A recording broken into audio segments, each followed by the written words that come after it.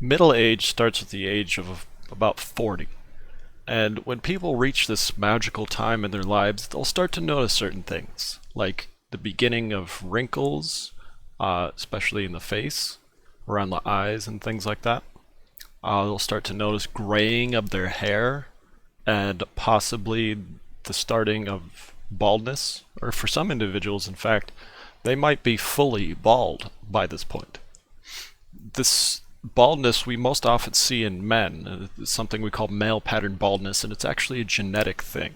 It's something you inherit largely from your mother's side of the family, but there is some evidence suggesting that you also inherit some of that genetic predisposition from your father's side as well.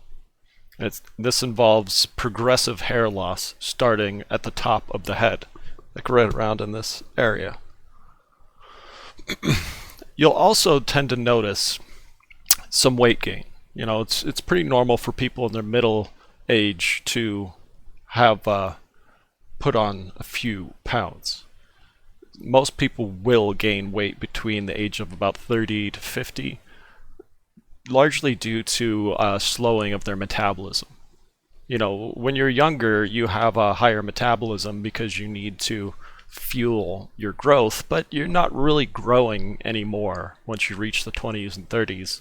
And if you don't, slow down how much you eat, if you don't intake less calories, then it's going to be put on as extra weight. So yeah, male pattern baldness. That's largely a genetic thing, and like I said, it starts with hair loss at the top of the head in this area right here, but you also see a thinning of hair at the front.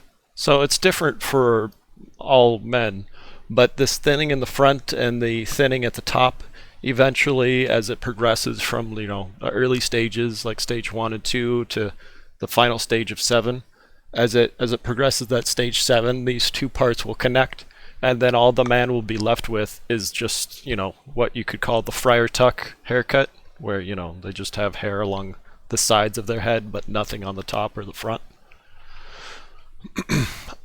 But these are largely just cosmetic things. Nobody's gonna really get all that, upset about this kind of stuff. It is a little bit upsetting, but what's much more important has to do with things like your skeletal maturity. Skeletal maturity refers to that point at which your bone mass is at its greatest and your skeleton is at its peak of development. And for women, skeletal maturity is the age of 18, and for men it's the age of 20. So if you're older than those cutoff points, then you are going downhill in terms of your bone health. Your bone mass has begun to decrease. And when a woman reaches menopause, this bone mass will decrease dramatically. For men, it's more of a gradual decrease. And this can lead to a condition that we call osteoporosis, disease in which bones become porous and extremely easy to break. In severe cases, it can cause the spinal vertebra to collapse, causing a person to stoop and become shorter. And it's more common in women, especially non-Latina, white, and Asian women. So when I say it causes them to stoop, that's literally what I mean. Like the bones in, like if this were your spinal column, the bones in your spine are just like crushing themselves and they can't hold up the weight anymore, and the person's spine starts to, bend in this way. The result of this is that for a lot of older women, it seems like they're actually growing shorter. People joke, grandma's shrinking or something like that, but it's a real serious issue, often due to osteoporosis, where the spine is just crushing itself, to put it simply. Now, because women are so susceptible to conditions like osteoporosis, it's very important for older women to have your bone mineral density tested. You want to make sure your bones are healthy. You could do this using something we call a dual energy X-ray absorptiometry test, a DXA test. and it does exactly what it sounds like. It tests the bone mineral density, specifically at your hip and spine. And if you take one of these tests and you find that you might have a problem, there are things you can do. You can increase the amount of calcium and vitamin D that you get, along with, getting regular exercise. All of these things have been shown to help prevent bone mineral density loss. You could also avoid doing things that could risk loss of bone mineral density, like smoking, having a high protein diet, excessive intake of alcohol and caffeine and sodium. So you want to limit those kinds of behaviors.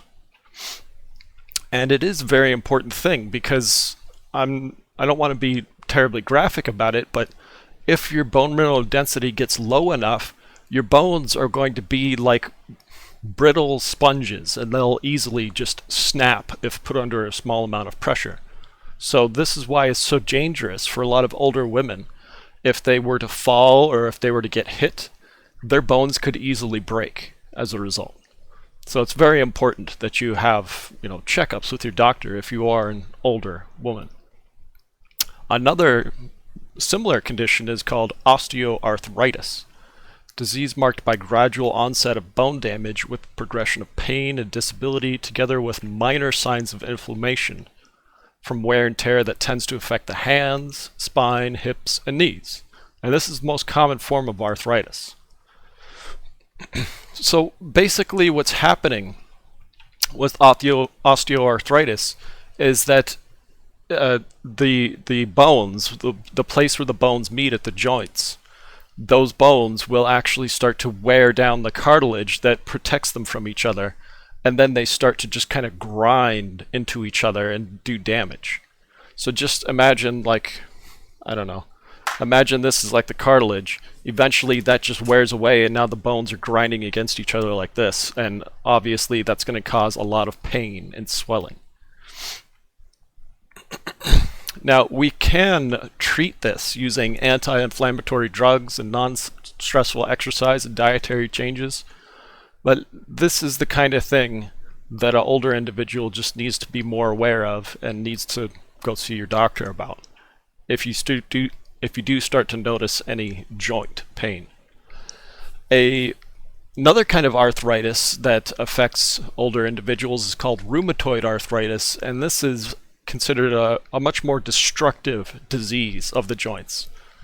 It develops slower, and it typically affects the fingers and the wrists and the ankles, causing a lot of pain and swelling.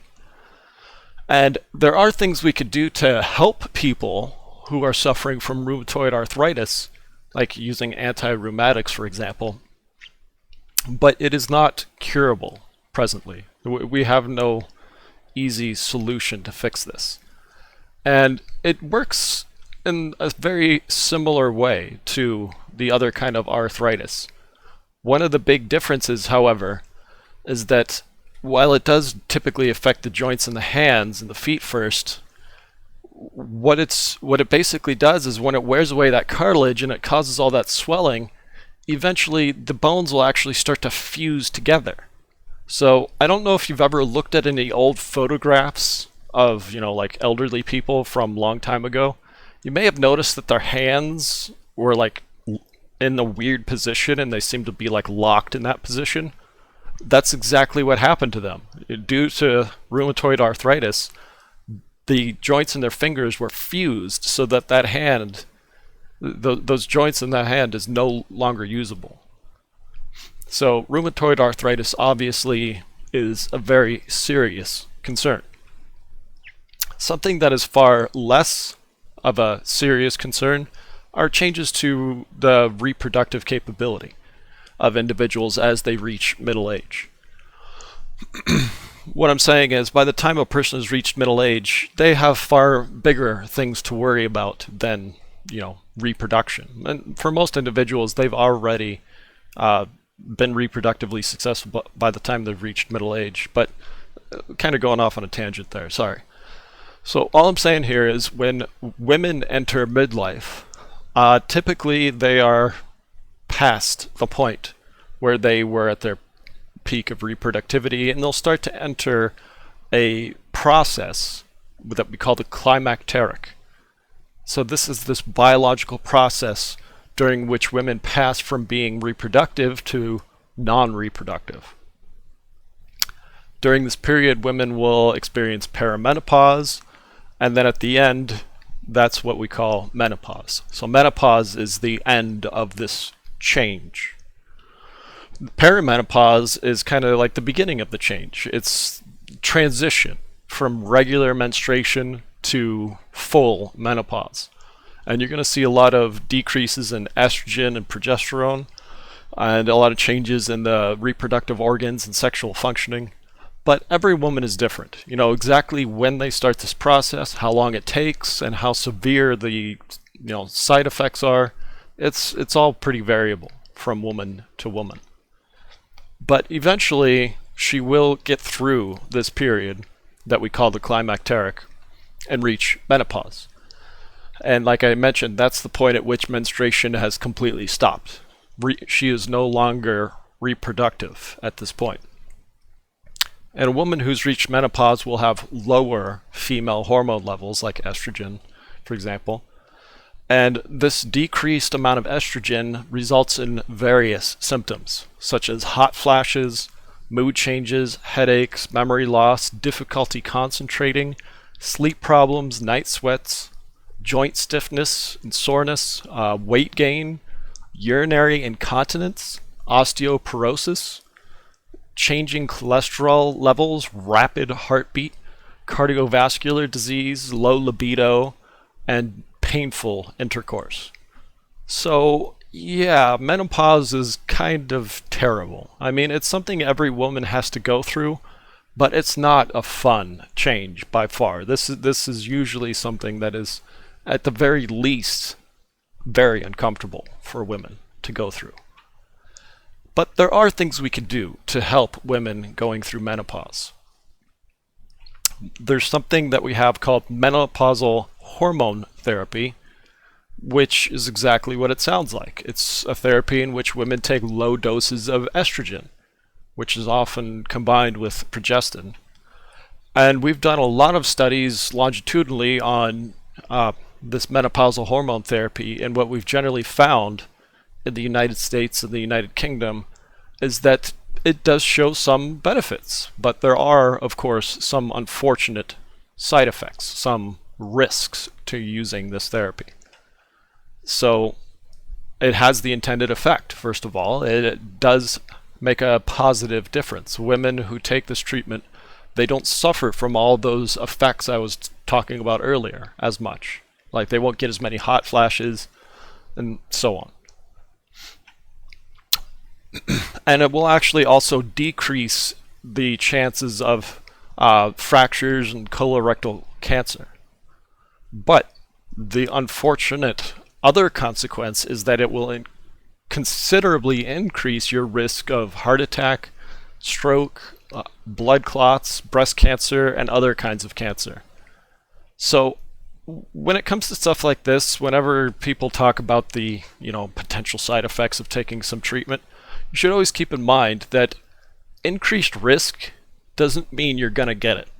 It just means it's something you need to be aware of. If cancer, if like breast cancer is something that runs in your family, if you're already concerned about breast cancer, then you might want to avoid menopausal hormone therapy, because that would just exacerbate that potential. So yeah, this is a therapy that can be a great help for many people, but just keep in mind that it does come with some risks. Now, for men, they don't experience the same kind of reproductive, ending of their life. Men never really reach a point where they can no longer reproduce. What happens for men is that they just kind of, as they grow older, they become less interested in reproducing and less capable of reproducing. They still can. It's just something most men aren't going to care about once they've reached middle age and later years. Because as men grow older, there's a gradual decline in their testosterone levels, which is directly linked to sexual interest and sexual performance. And this will occur to a much greater extent if the man is obese or diabetic. So just for example, older men, due to these lower testosterone levels, they report less of a demand to want to have an orgasm, to ejaculate. It takes them longer to achieve an erection, and it takes them longer to achieve an orgasm, and it just takes them longer to recover from having a meaningful sexual interaction. Like, they have a longer post-sex resolution phase. So, like I was saying, men can still reproduce. It's just they're not going to be as interested in it, and it will be more difficult for them, but they can still do it. In addition, we see the prostate gland for a lot of men enlarge, and this can become stiff, and it may actually block the urinary tract. So men who are reaching 40, 50 years of age, we strongly recommend that they go see the doctor regularly to make sure that this kind of thing isn't going to be a problem. They can take prostate-specific antigen blood tests to make sure that they're not going to have any problems like this. But for both genders, there is something that gradually builds throughout life and will start to become highly noticeable once they reach middle age and move into those later years, and that's the effects of stress. So stress is this psychological state. It involves the appraisal of events as exceeding your resources and as potentially negatively affecting your well-being. So basically, whenever you experience any kind of threat to your well-being, threat to your life, threat to your security, any kind of threat really, and this doesn't necessarily have to come from a negative event. It can also come from just the perception of threat. So stress is more so a perceptual thing than a physical thing. And the way we experience stress works in accordance with two appraisals. So when you experience some event that may potentially be stressful, you first of all make a primary appraisal, where you categorize that event based on its significance to your well-being. Like, is this irrelevant? Is this a good thing? Or is this a bad thing? Is this something that is potentially threatening? So obviously, if you perceive an event as being a threat, then you are going to be much more stressed about it than if it's benign or irrelevant. And then that leads you to the secondary appraisal. In the secondary appraisal, you make the determination of whether or not you have the ability to cope with that threatening situation. And in this case, if you come to the conclusion that you can't deal with it, you can't adapt to that stress, then it's going to be amplified. The negative effects of that stress are going to be amplified for you, and it's really going to start to take a toll on your mind and body. Now, some people have to deal with stress much more often than others. Stress is highest for occupations involving little control over your job. Like if you don't have any kind of flexibility for when you show up and for what kind of tasks you do. Like if people just constantly boss you around and tell you how to do stuff, then that's going to result in a lot of stress. As people get a bit older, work and family related matters tend to be the main stressors. By the time a person reaches old age though, like the elder years, then their primary stressors are more personal. It has to do with their physical health and like chronic disease issues. But whatever the stressor might be, that kind of chronic stress, dealing with stress on a day-to-day basis, even if it's a small amount of stress, just dealing with it on a day-to-day basis will take a toll in the long run. So if you're one of these kinds of people that just is always stressed out, like you were stressed out as a kid, you're stressed out as a teen, and now you're stressed out as a young adult, by the time you reach old age, all that stress will really have done some damage. So the kind of damage it can do has been the subject of a study by a research field we call psychoneuroimmunology. So this is the combination of psychology, biology, and medicine to try to study the effects of things like stress and how it can affect your immune system, because that's how stress has one of its primary influences. And we've found some interesting stuff. Like, for example, we know that individual periods of high stress are correlated with increased symptoms of many diseases, especially heart diseases. We also know that stress can decrease the effectiveness of vaccines and suppress the immune system long after that stressful experience is over. And we've also found that a wide range of stressors can have these kinds of effects. Things like academic pressures, poor marital relationships, and just not getting enough sleep. Like, all of these things have been linked to a lowered immune system response. So if you are concerned about stress, now that I've said a few things about it, please, first of all, don't stress out about it. Being stressed about stress is just going to make things worse. But also keep in mind there are things you can do. One thing that is very good for dealing with stress is getting exercise. Exercise can help to improve your physical, cognitive, and psychological fitness, as well as your heart, blood pressure, and oxygen indices. So adults of all ages do benefit from exercise, and if you get regular exercise, then you can counteract a lot of those negative effects of stress. Now, one of the most important kinds of exercise for adults is aerobic exercise. So you just want to place a moderate amount of stress on your heart by maintaining a pulse between 60 to 90% of your maximum heart rate. So just get out there and get your heart pumping, basically. And per week, adults should engage in about 150 minutes of this kind of aerobic, moderate intensity aerobic activity, and about 75 minutes of more, intense, like vigorous aerobic activity. And it also helps to do strengthening exercises, twice a week or so. So if you do get plenty of exercise, like I said, it will help to combat stress, but it also will help to just improve your body in general. Physical activity can have some pretty profound influences on your not just physical body, but also your cognitive functioning. So if you go out there and you do some physical activity, get some exercise, that's going to change the chemistry of your brain. You're going to see changes at the molecular and cellular level inside your central nervous system. And those changes will lead to differences in how your brain functions.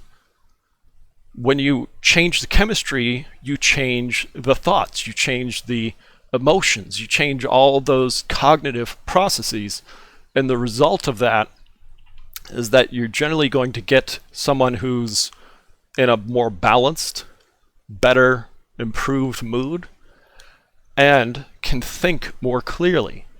We've very directly linked physical activity, being engaged in more physical activity, with improved cognitive skills and critical thinking skills.